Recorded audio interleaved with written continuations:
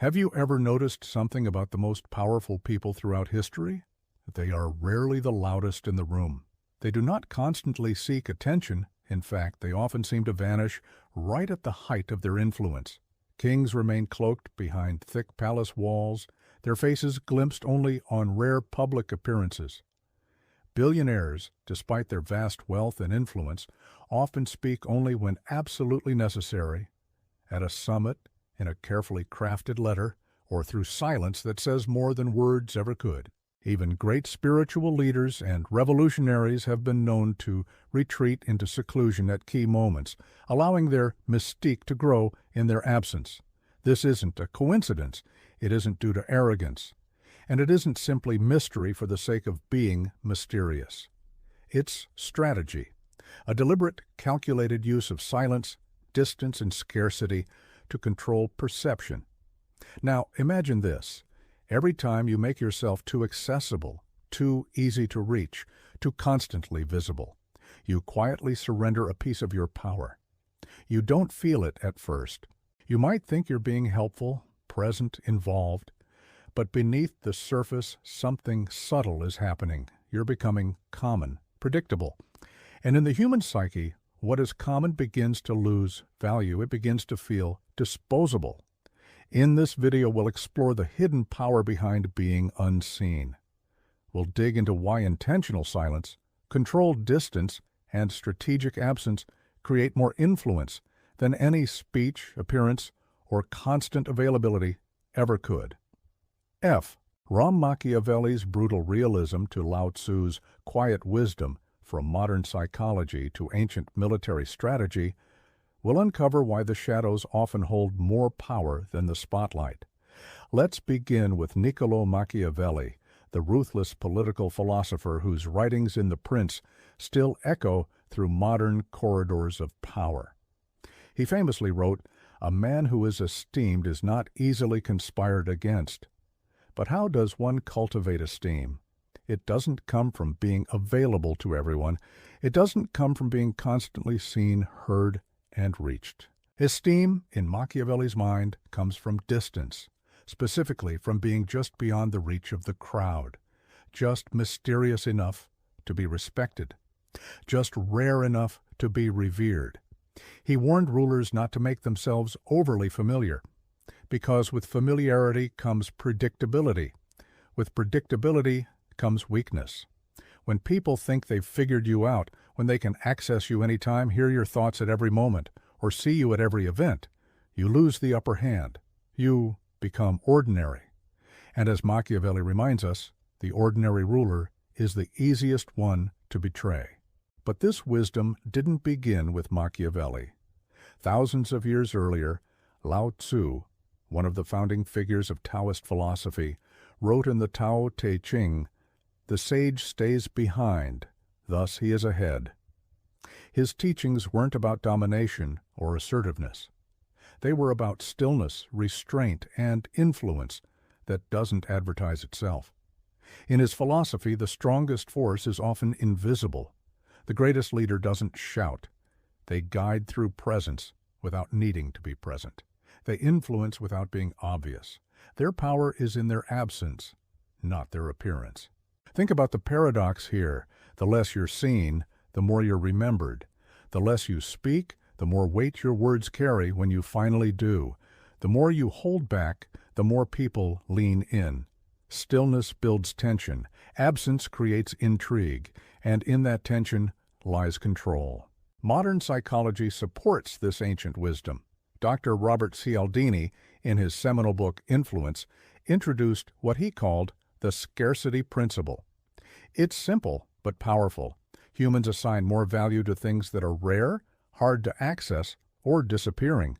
Scarcity triggers urgency, desire, even obsession.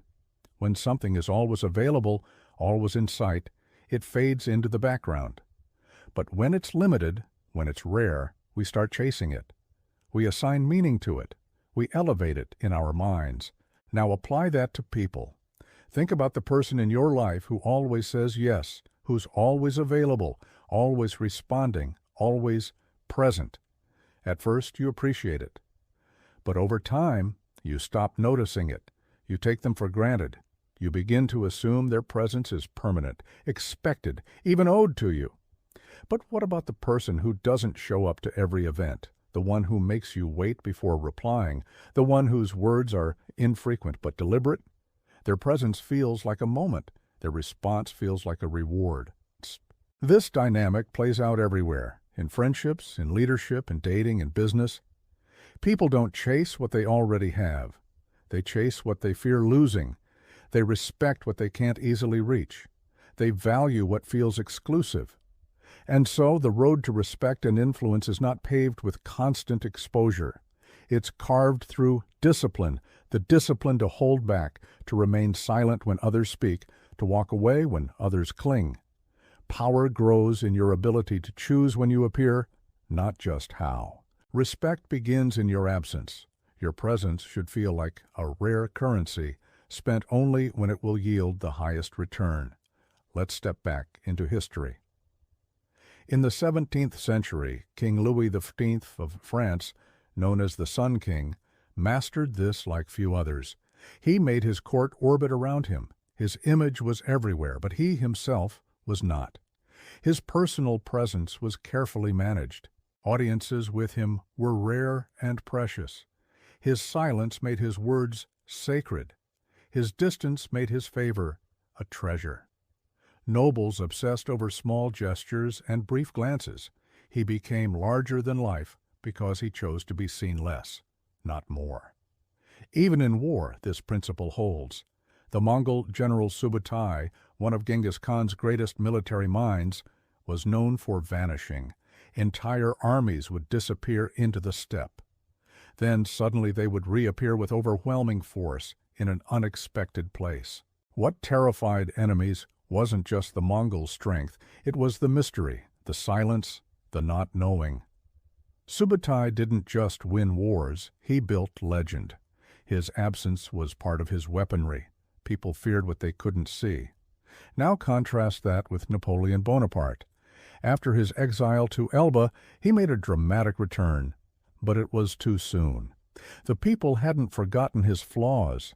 His absence hadn't lasted long enough to transform failure into myth. He came back before the silence could rewrite the story, and as quickly as he returned, he fell again. Not because he lacked power, but because he had become too familiar. Even Friedrich Nietzsche warned of this. He who fights with monsters should see to it that he himself does not become a monster. But there's another layer to this.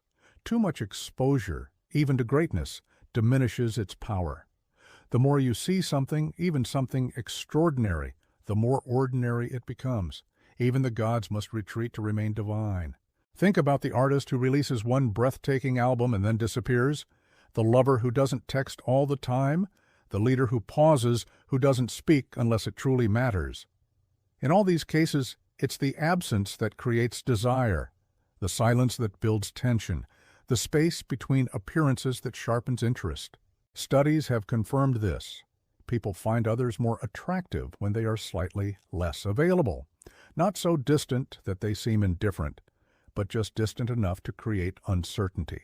It's that mystery that draws us in.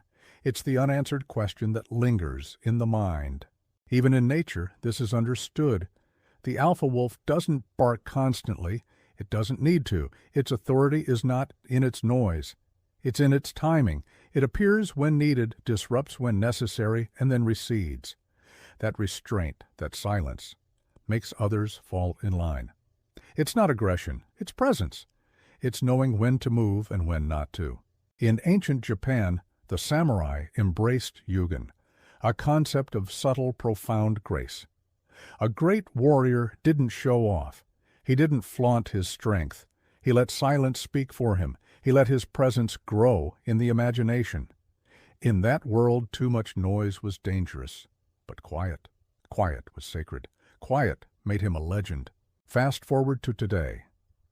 Look at the way modern icons move. Elon Musk can disappear for weeks, then drop a single tweet that moves markets. Beyoncé vanishes from the spotlight, then returns with a surprise album that captures the world. No announcements, no overexposure, just impact. That contrast, quiet, then storm is what keeps them powerful. They don't chase attention, they orchestrate it. The same rule applies in our daily lives. If you text too often, your presence flattens.